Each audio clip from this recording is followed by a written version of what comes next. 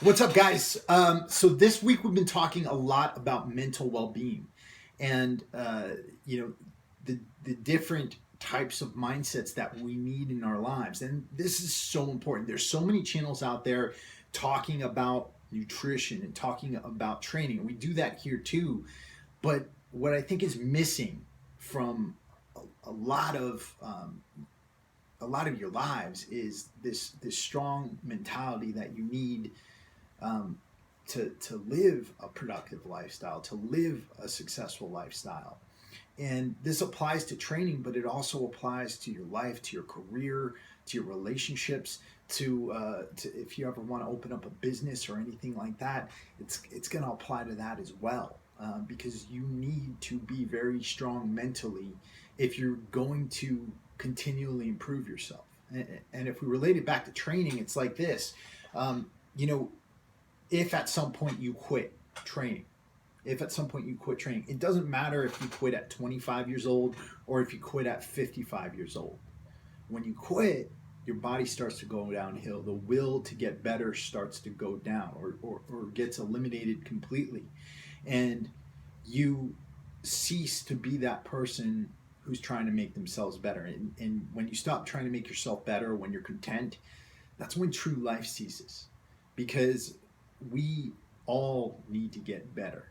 It doesn't matter if you have, 500,000 Instagram followers or 8 Instagram followers. It doesn't matter if you have 22-inch biceps or if you have 10-inch biceps.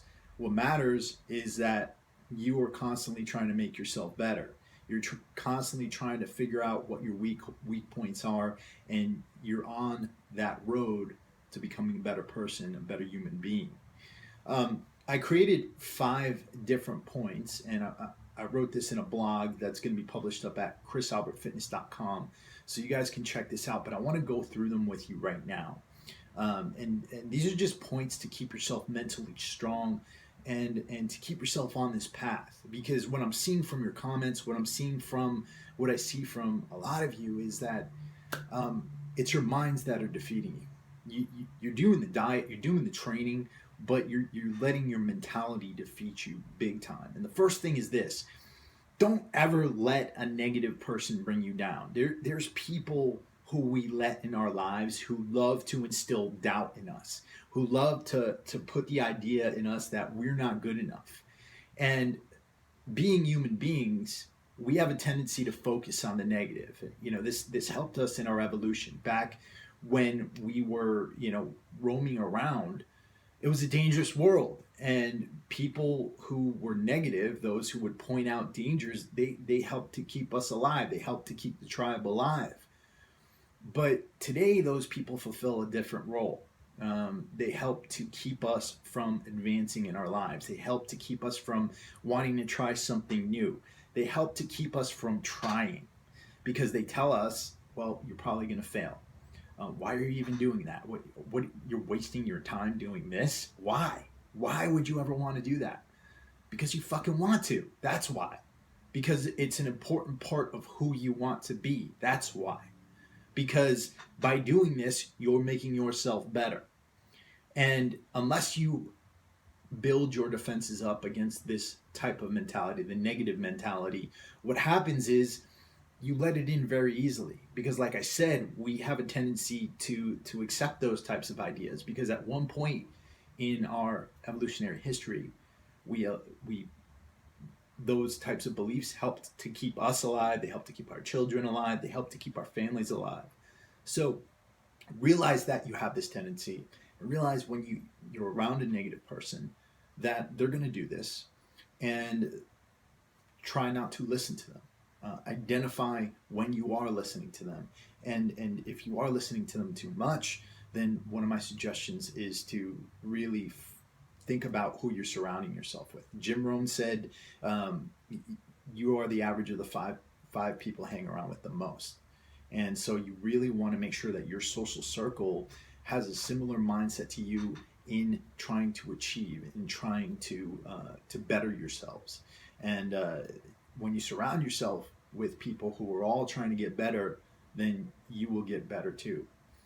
At the same time, as not wanting to surround ourselves with negative people, we also don't want, we shouldn't have anyone tell us that we always need to be positive. And this is one of the terrors of social media in modern society. We have people on Instagram and on YouTube and on Facebook and all the social media platforms that love to convince us that their lives are perfect. You know, they're sitting there, they're meditating every single day, their diet's perfect, their physique is perfect, their schedule is perfect, their life is perfect, they're with the perfect person. And it tends to make us feel bad if we're not. Um, and here's the thing, guys. You're human. I'm human. Everybody out there is human. That means inherently we have imperfections, and inherently, at certain points in our lives, we're going to have things that we need to work on. And the point is, that's okay. That's okay. It's okay not to be perfect. It's okay to not be where you eventually want to be yet. It's okay to be on the road. It's okay as long as you're not quitting. And it's okay as long as you're trying to identify what you need to work on to move forward. I get so many messages every day, and I tell you guys this because I come on here and talk about it. I'm so frustrated with myself because I'm not getting the gains I want to. I'm so frustrated with myself because my arms are small, or I'm still fat, or I still don't have the conditioning necessary to run yet. I and I can't tell you this enough, guys. It's okay. If you aren't where you need to be yet, or where you want to be yet, you're working on it. And that's the reason why you started training in the first place. If you had nothing left to work on and you had nothing left to get better at, I think life would be pretty boring, right? Because then you wouldn't feel the need to go to the gym. You wouldn't feel the need to improve yourself. You wouldn't feel the need to work on anything. This problem, quote unquote, that we have is the great adventure in our lives. This is why we wake up in the morning. This is why we get motivated. And so, in some ways, it benefits us not to be perfect because we can continually find things that we can work on. We can continually find things that we can learn. And that's the amazing part of life. If we're sitting there and we're telling ourselves, oh, we're perfect, we don't need to change, what's going to happen to a person like that is eventually life's going to catch up to them and give them a big kick in the butt, right? You need to be okay with the fact that you're improving. You need to be okay with the fact that you are on a road right now to some greater idea of what you want to be. Um, and we need to get rid of the idea that if we're not there right now, we're somehow less of a person. This is not accepting being average. This is not accepting mediocrity. This is understanding that, hey, I need to work on this, and I'm working on it right now. And I am motivating myself by understanding how far I've come. And when I look at the road ahead, I don't see a brick wall. I see a hard road, but I'm willing to travel that hard road. I'm willing to go through that difficulty. I'm willing to put the work in. And this is going to apply to everything in your life, whether it's business, whether it's relationships, whether it's work, whatever you're doing. And if you have the mentality, oh, I suck, I'm not ever going to get better, I'm so frustrated, then you're never going to move forward. Just identify where your weaknesses are and keep working on them. The next thing is this. You got to read. Read as much as possible. And a good example I like to use is, growing up, I used to look up to Arnold Schwarzenegger, but at certain points, you look at that movie Pumping Iron and you see this big Austrian guy and you think to yourself, well, maybe he just got there because he has amazing genetics and he's a big, handsome Austrian guy who works out and he just got there because of how he looks and he's lucky. If you read the book Total Recall, what you find is that one, bodybuilding wasn't everything in Arnold's life. A lot of his success financial success at least, came from the fact that he was also a business person. He was out there doing mason work and running businesses and buying properties long before he ever became Mr. Olympia. In fact, he wasn't even making much money off of bodybuilding. He just did it because he loved doing it. Does he have amazing genetics? Absolutely. Does he have an awesome frame? Absolutely. But bodybuilding wasn't everything to him, and it shouldn't be everything to you. If you're basing everything on your body, then you really are kind of just throwing your fate up to biology.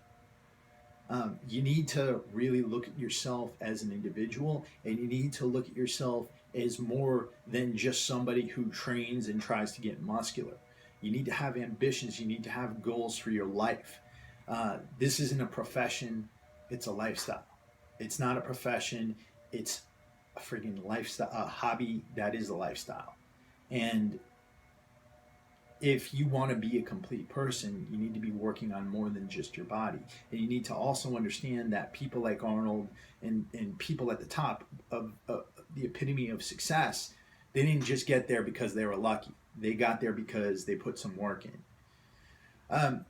The final thing is this, and regardless of what you're doing, and this is almost kind of cliche, but you can't be afraid of failure.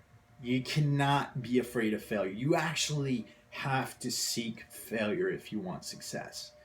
And so many of us, we sit there and we tell ourselves, well, I'm not good enough for this. I'm not good enough to do this right now. And we think of that as humility.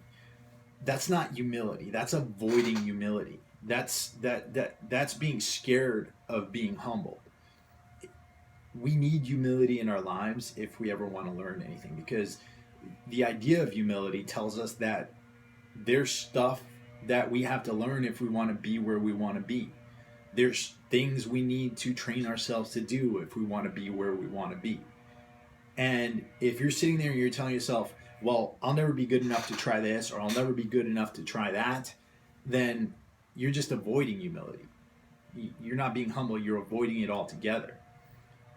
If there's something out there that you truly want to do in your life, and it's in the fiber of your soul, then it's kind of your duty to test yourself.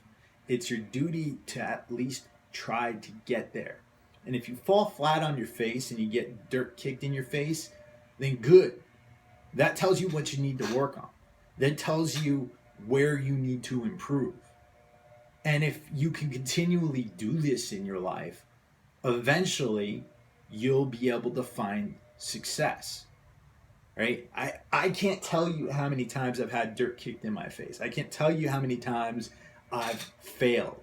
If people think I'm a good businessman, you know how many businesses I've had that have gone down the freaking tubes? How many business ideas I've had that I've failed at?